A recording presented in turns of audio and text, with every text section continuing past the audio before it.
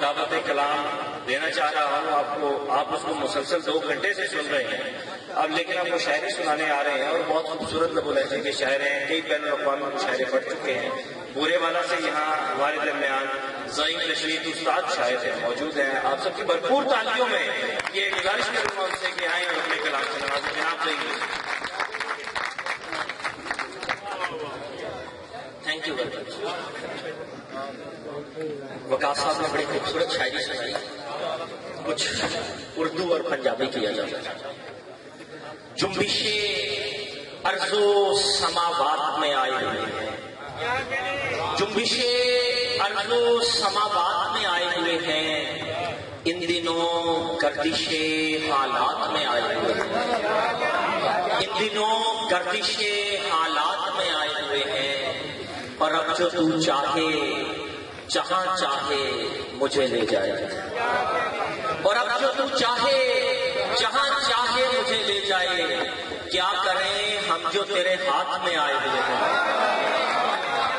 اب جو تو چاہے جہاں چاہے ہمیں لے جائے، کیا کریں ہم جو تیرے ہاتھ میں آئے ہوئے ہیں۔ راشدہ ملک آپ کی نظر میں اکیلا تو نہیں آیا تجھے دیکھنے کو، میں اکیلا تو نہیں آیا تجھے دیکھنے کو، کچھ ستارے بھی میرے ساتھ میں آئے ہوئے ہیں، میں اکیلا تو نہیں آیا تجھے دیکھنے کو، کچھ ستارے بھی میرے ساتھ میں آئے ہوئے ہیں، میں بھی دن رات یہاں پوزا گری کرتا ہوں، اس کے سب رنگ میری ذات میں آئے ہوئے ہیں۔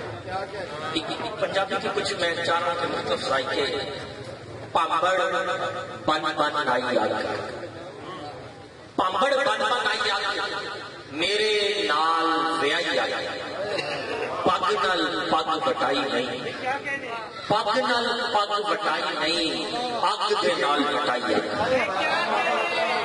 پامبڑ بن بن آئی آئی، میرے نال ویائی آئی، پگ نال پگ بٹائی نہیں، اگ دے نال بٹائی آئی، گنجل تیز ہواواں دی توپ نہ مکی چھاواں، گنجل تیز ہواواں دی توپ نہ مکی چھاواں دی، چک ہتھاں نوں میرے لئی مینوں لوڑ دعاواں دی۔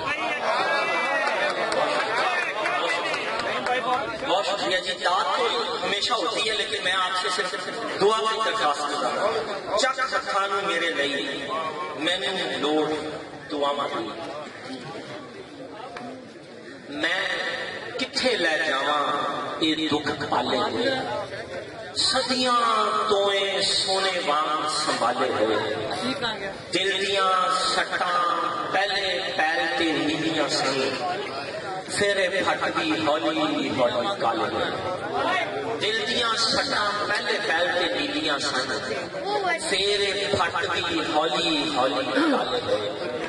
نظم پیش کرنا چاہتا ہوں، اے جگ دور پٹارا، یار زئیں مار اتھوں چلیے، اے جگ دور پٹارا، ایتھے عشق دا کم نہ کوئی خالص جودا ماڑا، ایتھے کھوٹ بھی وکدا جاندا جس طرح ہٹ سنیارا، ایتھے نقلی چہرے وکدے ہیرے دا رنگ کھارا، سا سینے چوں لنگ دے جیویں چلدا موت دا آرا، سا سینے چوں لنگ دے جیویں چلدا موت دا آرا، مٹی وانگر پردا جاوے چمکن والا تارا، یار زئیں آ اتھوں چلیے، اے جگ کوڑ پٹارا، اس جہانے جی نہیں لگتا، ایتھے نہیں گزارا۔ ایک نظم مجھے جو جی میں بھی پیش کرتا ہوں۔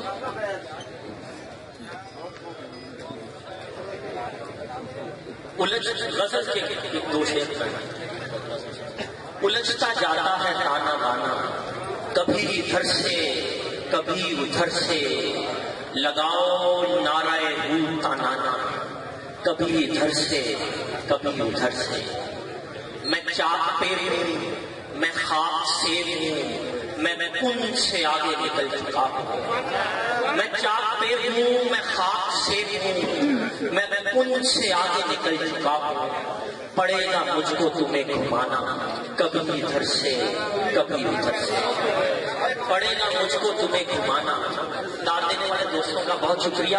لیکن میرا یہ ماننا ہے کہ جو میں فلسفہ جو ایک شعر آپ تک پہنچا رہا ہوں وہ پہنچنا چاہیے. پلیز تالیاں ہوتی رہتی ہیں ساری عمر، تالیاں بجاتے رہے. شاعری صرف شاعری نہیں.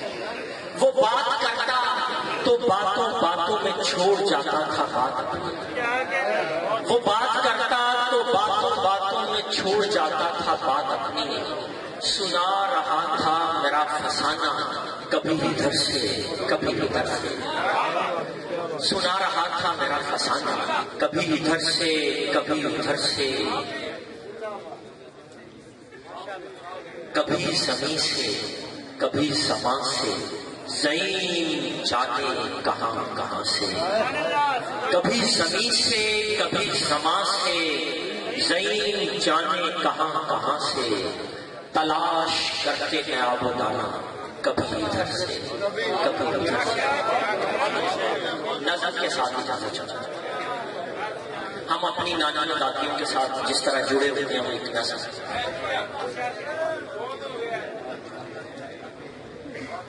نہ جانے کیوں بڑی ماں کو جنون تھا حکمرانی کا. نہ جانے کیوں بڑی ماں کو جنون تھا حکمرانی کا. میرے گھر کے سبھی کردار کہتے تھے انہی کی حکمرانی ہے، انہی کی راجدھانی ہے، انہی کا یہ وتیرہ ہے، انہی پہ خبرداری ہے. انہی کا یہ وتیرہ ہے، انہی پہ خبرداری ہے. حویلی بھر کی جتنی چابیاں تھیں ان کے پلوں سے بندھی رہتی تھیں اور کس میں یہ جرت تھی کہ ان کو چھو بھی سکتا ہو. یہ خوش بختی مقدر تھی تو میرا تھی کہ وہ صندوق جب کھولے تو کمرے میں فقط مجھ کو بلاتی تھی. تو میں یوں بے نیازی میں کچھ ایسے چل کے جاتا تھا کہ جیسے کوئی شہزادہ. یہ سچ ہی تھا، یہ سچ ہی تھا کہ ابا جب کبھی ناراض ہوتے تو یہی کہتے کہ اماں دیکھ تیرے پیار نے اس کو بگاڑا ہے. یہ نالائق جسے کہتی ہو شہزادہ شرارت کی پٹاری ہے. تو ایسے میں شرارت کی پٹاری ہے. تو ایسے میں بڑی ماں ہنس کے کہتی تھی ارے جانے دے بچہ ہے یہی تو عمر ہوتی ہے شرارت کی. تو ایسے میں بڑی ماں ہنس کے کہتی تھی ارے جانے دے بچہ ہے یہی تو عمر ہوتی ہے شرارت کی. کہ جب بھی پیسے گرنے ہوں تو وہ مجھ کو بلاتی تھی تو میں چپکے سے کچھ پیسے اڑا لیتا. میں جب بھی پکڑا جاتا تھا تو وہ ناراض ہو کر منہ کو چادر سے چھپا لیتی. میں جب بھی پکڑا جاتا تھا تو وہ ناراض ہو کر منہ کو چادر سے چھپا لیتی. میں جب بھی توبہ کرتا تو میرا منہ چوم لیتی تھی. مگر اب کی تو کوئی بھی خطا مجھ سے نہیں سرزد ہوئی. پھر بھی وہ کیوں ناراض ہے مجھ سے؟ انہوں نے کیوں چھپایا ہے یہ منہ مٹی کی چادر سے کہ کتنی توبہ کی میں نے یہ چادر کیوں نہیں کرتی. سمجھ میں کچھ نہیں آتا.